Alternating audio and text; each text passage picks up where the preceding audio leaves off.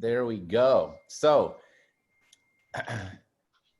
this morning we're talking about the seller process. So the reason we're doing this right now is there's a lot of information out there right now that kind of shows that sellers are finally thinking about listing their home. And certainly as we make our way through this COVID-19, we need to make sure sellers know they're safe. There's new virtual tools, all those kinds of things, but sellers are preparing their homes to list. And there's a lot of indicators that the summertime that we're going into now is the new spring, because it kind of got slowed down, but there are sellers who want to sell. So we're going to do a seller process tune-up. We've got some great listing brokers watching this, I know. So, but a tune-up, if you're experienced, a tune-up helps you, and a process helps you stay efficient to really deliver great service. So you can do a great job with minimum effort. If you're newer, having a process to follow makes you come across as a seasoned veteran. And so we're just going to click through this really quick. This is review. But I want you to, as we do this, think about, is there a step that you're skipping?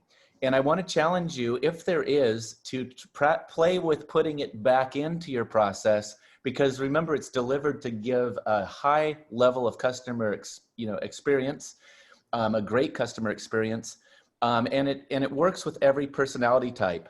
Remember that sometimes when we edit things or we change it up, we are selling the way we want to be sold. And obviously Ninja System isn't about selling, but we communicate the way we like to be communicated with.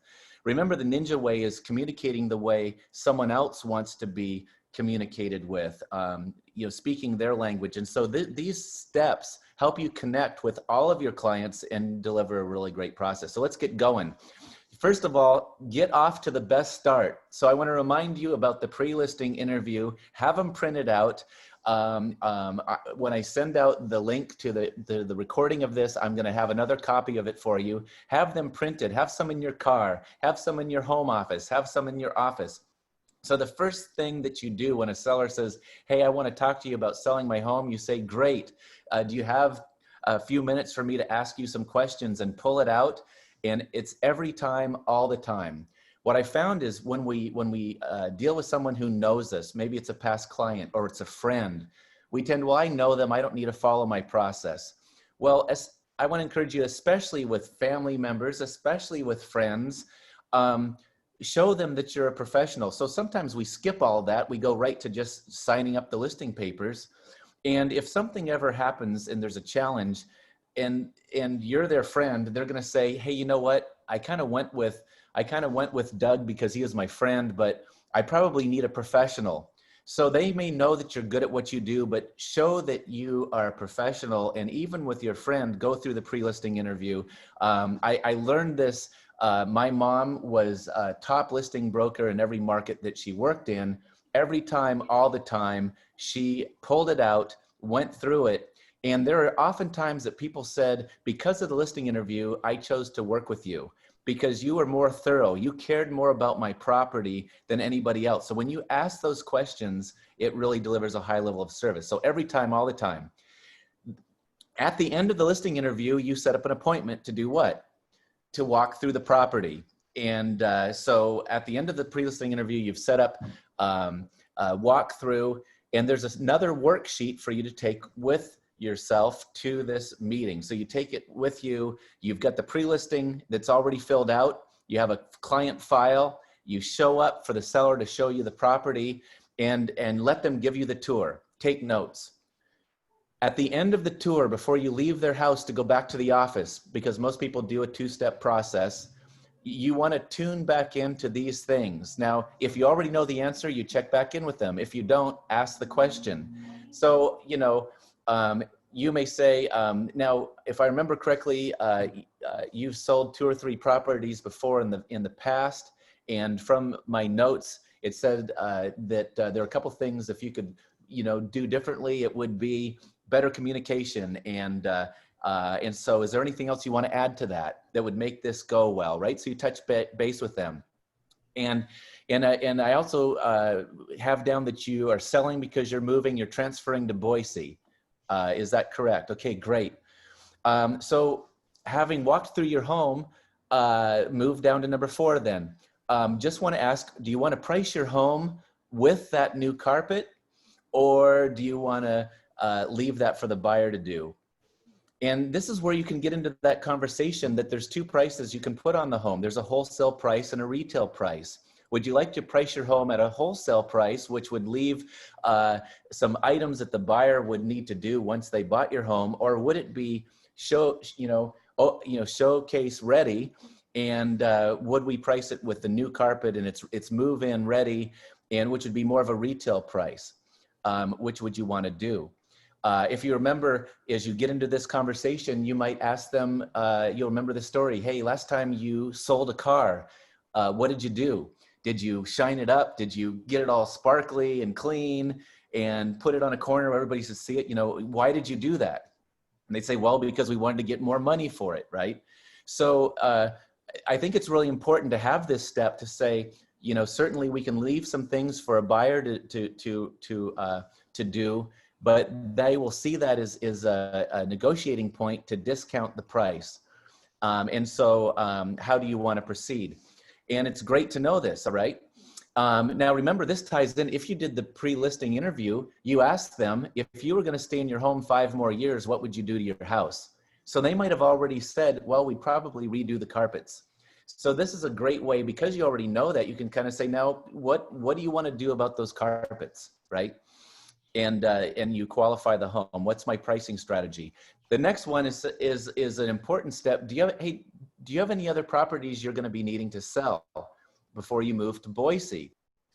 There was a brand new agent that asked this question because he had this worksheet and he just was following the process.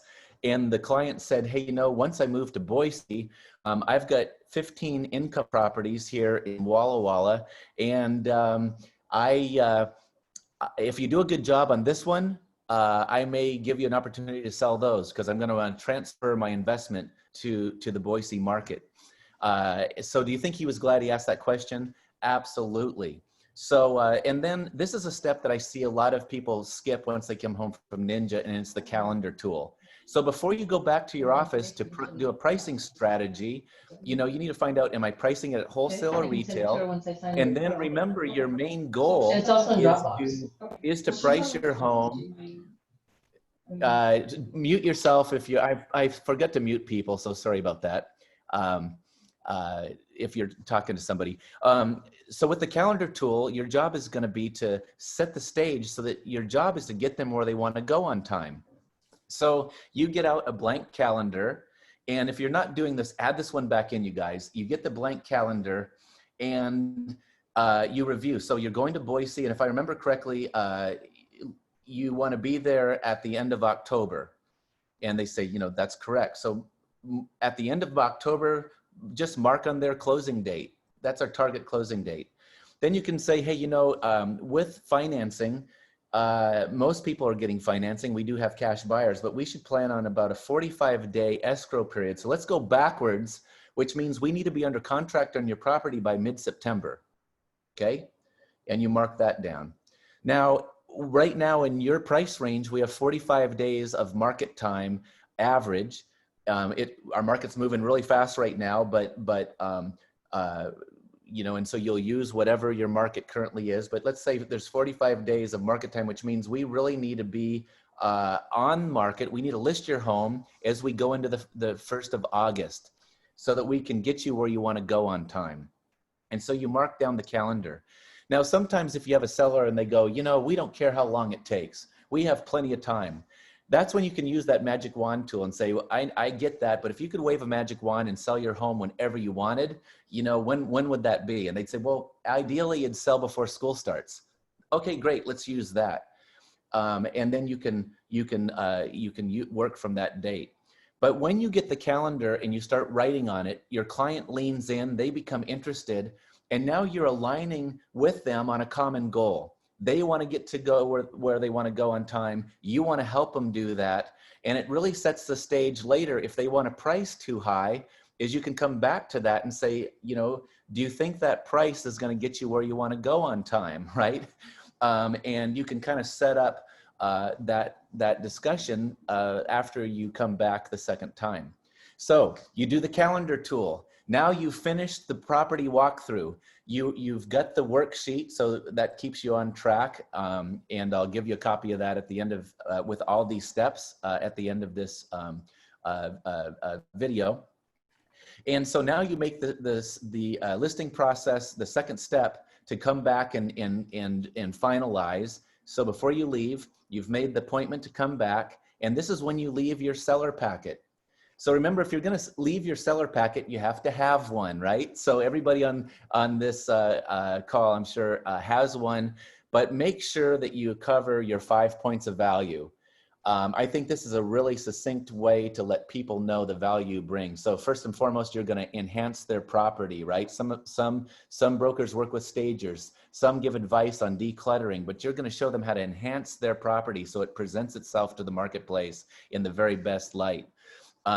You're going to develop a pricing strategy, right? So that they get the most they can in today's market without being so high they scare people away. So you're gonna give them a pricing strategy to maximize what they get from the marketplace. You're gonna maximize their exposure. And what's great is Windermere has all kinds of great tools to help you do that. And so you're gonna let the world know that this listing exists. You're gonna be their negotiator, right? And you're gonna be their transaction manager. I love mentioning the transaction manager piece because a lot of sellers can think that, well, the main value you bring is finding a buyer. And if I find a buyer myself, I can save all that money. And they forget that most face-to-face negotiations fail between buyers and sellers if there's not an intermediary, because they lack the ability to negotiate and manage the transaction. And you know that probably 70 to 80% of your energy is spent from contract to close. So managing the transaction is a big piece. You can actually make sure it happens and it closes. So we have a presentation sheet to help you do that. So in your seller packet, whatever you have, you should cover your 5 points of value. Notice at the bottom of this, it actually says my fee to deliver this level of service to you is 6%. Now, if it's different, you can do that, but we just put that in. As a firm, we can do that. As a broker, you can choose what your business plan is. And so you leave your seller packet with them, and now you go back to the office and you're gonna do your market research, right? So you do your market research and you come back for your second time. Now you're gonna take the listing.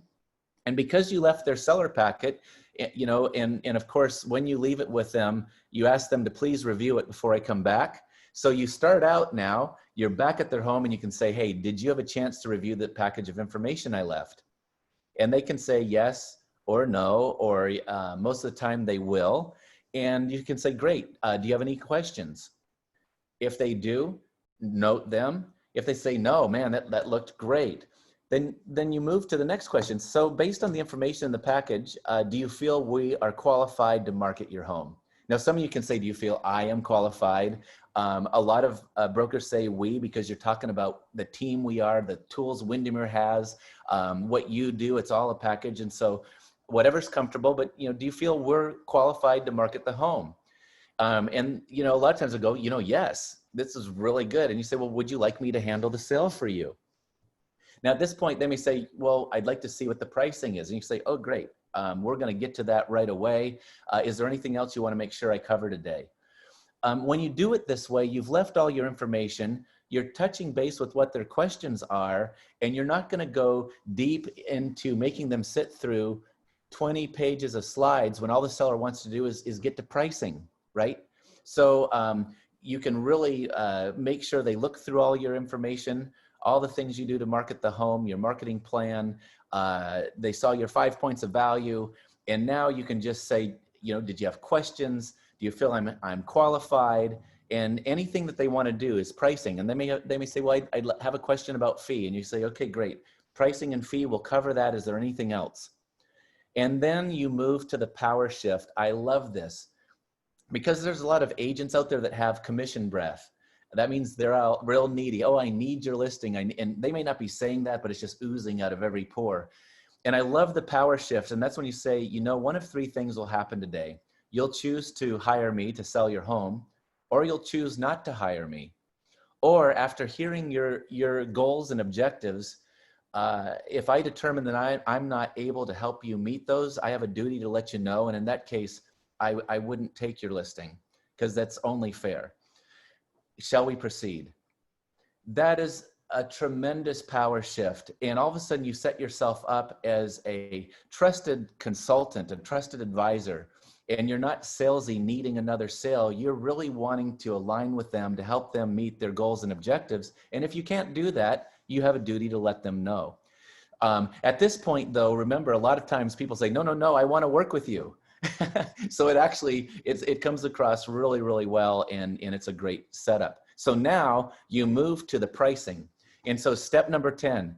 So my mission is to help you get to Boise on time. Now let's see, that was the end of October. So that's what my mission is. I want to get you where you're going on time. And so would you like to see your odds, right? So every personality type loves to see their odds, and you're going to provide like a housing MRI. We're going to kind of dig in to their home and how we can get this done. And this is where we don't want to confuse your clients. We want to create clarity. I've seen agents print off a handful of MLS sheets and then they sit down and throw them all over the seller's table, and it creates confusion. Don't do that. Use presentation pages, and a lot of you use Moxie. So we want to create clarity. So it's how you present your data. It's creating pricing strategies. Remember, we talked about wholesale, retail, and about managing seller expectations. And we start doing that by using the calendar, right? So we're going to dig in. So the format for clarity as you go through pricing is you want to move from general to specific. Start with the big picture, right? What's happening nationally? That has an impact on what happens in the small picture. So start with the big picture. What's going on in the nation? Then, here's kind of what's happening in Eastern Washington and as we move into this area. Then how about your price range and type of property that you have? Here's what we see happening. And now this is what's going on in your neighborhood. And finally, their property, right? So you want to move from general to specific as you come up with showing them how you've come to pricing their property, and you're educating them on the market. So you remember this probably from Ninja, the pricing pond. Whether you use this graphic or not, some ninjas, I understand that Moxie is working on a version of this page, but it's a great visual to create the idea that new properties are hitting the market all the time, and when they're market priced, they sell right away. They flow right through the top of the pond and out the outlet on the other side. However, if they're not priced market priced, they start to sink, and they're being shown but no offers come in, right? And they start going down deeper into the pond, and then if nothing is addressed, they can join the stagnant mass. And most people can relate to being on the market and seeing homes that are listed, and they're part of the stagnant mass. So think about today's market. If you have a listing that's not selling in today's market, this pond graphic could be very, very helpful, because you don't want to be part of this stagnant mass. Now, locally in our office, we've got another tool to help you make the same point, that market price properties sell for the most amount of money. So 73% of the homes that have sold in Walla Walla over the last 12 months have sold within 30 days of hitting market price, and they've sold at 99% of value. As opposed to listings, only 8% of the homes that sell are at their price 91 days or longer, and they're selling at only 86% of market of asking price. So this is a great tool to also set up this question, which is step number 11, and that is, are you willing to list your home at fair market value? Right? Are you willing to list your home at fair market value? You've just kind of shown them what that means. And you've kind of set the stage for them to say, well, yes. And if they still have questions, you say, well, it's based on how many homes are listed for sale and how many buyers are in the marketplace and what buyers are willing to pay, right? That's how we put us all together. So you want buy-in. Yeah, the goal is to list it at fair market value, which is kind of funny because sooner or later, the home is going to sell for market value. So we can either go there now or we can go there later, right? And remember, our goal is to get them where they want to be on time. And then you use a trend graphics tool. Some of you have.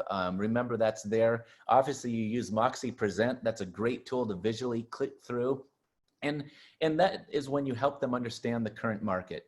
So as you've done that, you move to step 12. As you're wrapping up all of those visuals, instead of you jumping to the show and tell where you say, and based on this, I think your price is X, try putting this step in, based on the information I've shown you, where do you think you should price your home?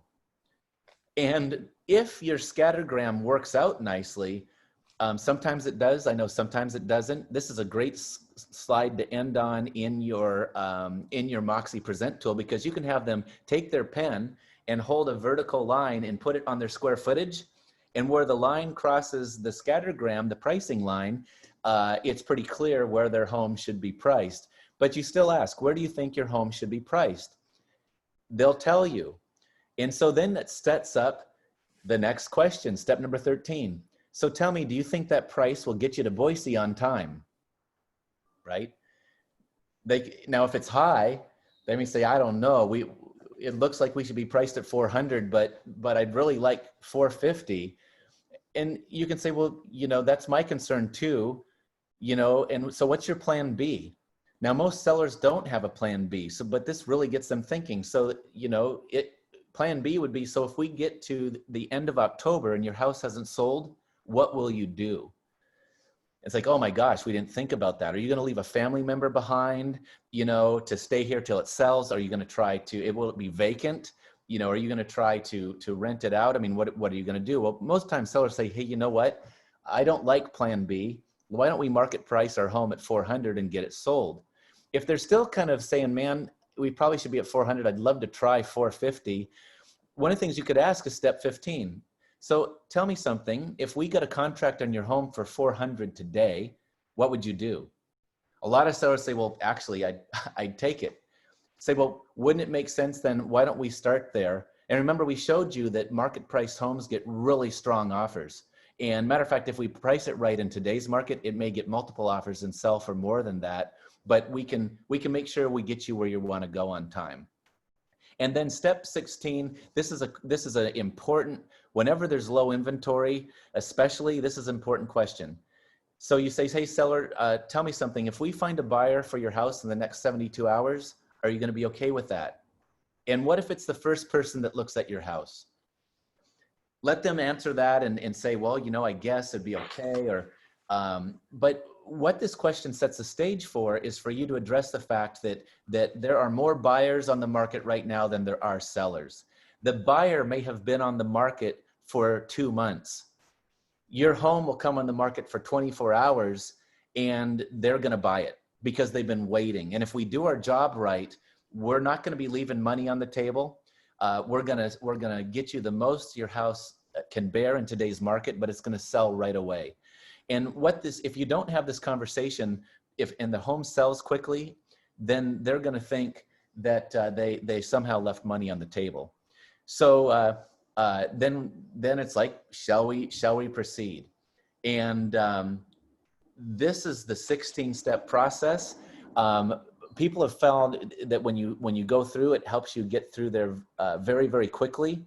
So think about going forward, if there's a step you've left out, putting it in there. Use this, these are very small, but I'm going to send them, use the pre-listing packet and the listing consultation worksheet. That'll keep you on track. Take notes, follow the process. I love the simple thing. If, I'm not a real baker, but once in a while I can make chocolate chip cookies. And I remember my mom telling me, if you want the cookies to turn out, follow the recipe. If you want to be a great listing agent, follow the recipe. And by that, I mean, creating an awesome customer experience. And there's the power of the pad. When you're working this way and you're listening and you actually have something and you're writing down the answers to their questions and you're taking notes, you won't be a salesperson. You're going to be a trusted advisor, and people are going to beat down the door to have you work with them because you care so much about their goals and their objectives, and you've taken such careful notes about their property. So there you go. That's it in a nutshell. I'll send you the with the link to this video. I'll also send the listing pre-listing consultation worksheet and the Ninja listing worksheet so that you have them. So that's what we're going to do. I'm going to stop sharing, And I'm also going to start my recording. And then